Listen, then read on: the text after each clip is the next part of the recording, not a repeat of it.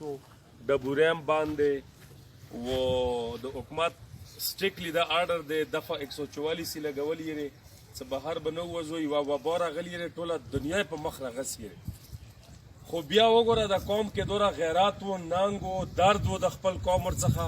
د خپلې پښتونولي ننګ و ورچې څخه راووته دغه هرې وې خطرې نه باوجود مشرانو لکه څنګه تاسو ته پاته دی څه په دې خاورې و په دې وطن باندې کوم ظلمونه وشو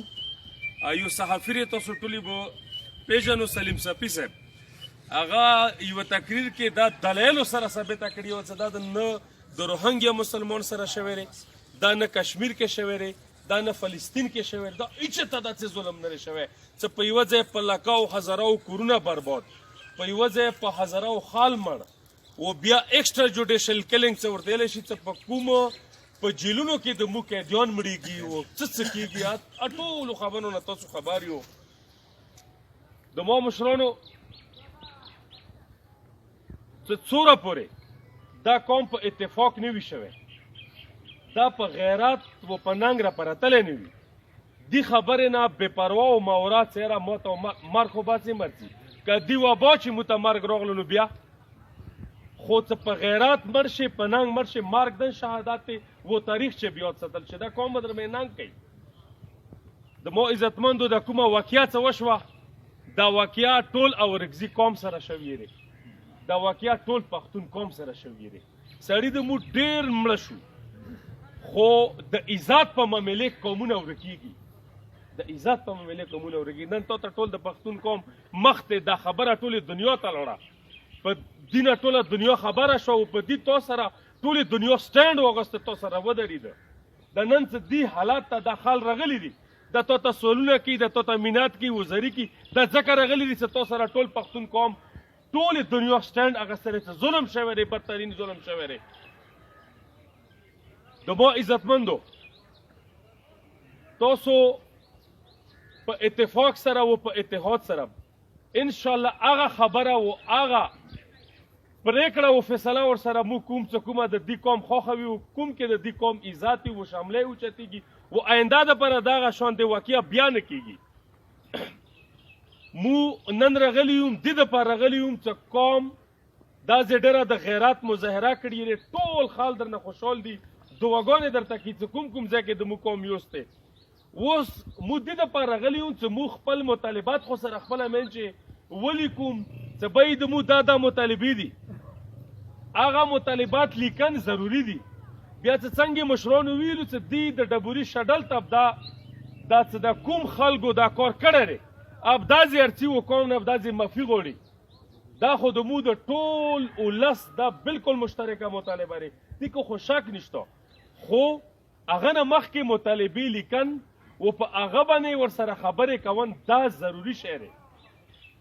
و که چیرې هغه مطالبې د مو نه منلې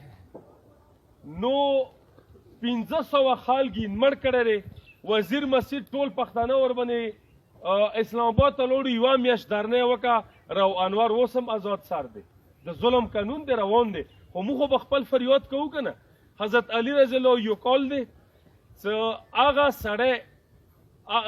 هغه ظلم بیا ظلم عظیم دی چې ته ظلم هم تا باندې کېږي و ته اواز هم نه اوچتې نو موږ به انشاءالله اواز اوچتوو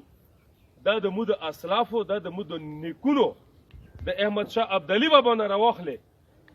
د میرزالي خان بابا نه راواخلې دا د مو یو سنت دی د مو د اسلافو چې مو به انشاءالله تر قیامته پورې پښتون قوم ننګیالی قوم دی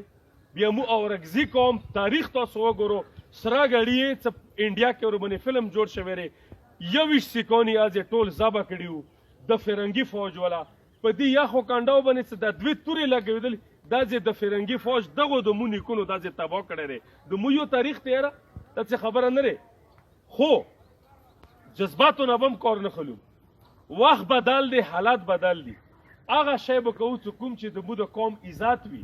د مو قوم نه بیوه تارګه ته ویږي بیا داسې واقعه نه کېږي ظلم نه کېږي اوس څه کېږي په اندازې غیرت په ورته راپتوم نو هغه دپاره زه ټول قوم نه زه درخواست کوم چې تاسو یوه کمیټي جوړه کومو ته بیا به مو ملخیلو نه کمیټي راخلوم بیا د نوجوانانو چې کوم کردار دی په دې کې خپل سرونه یې په تلي کې یخیري څه ار یو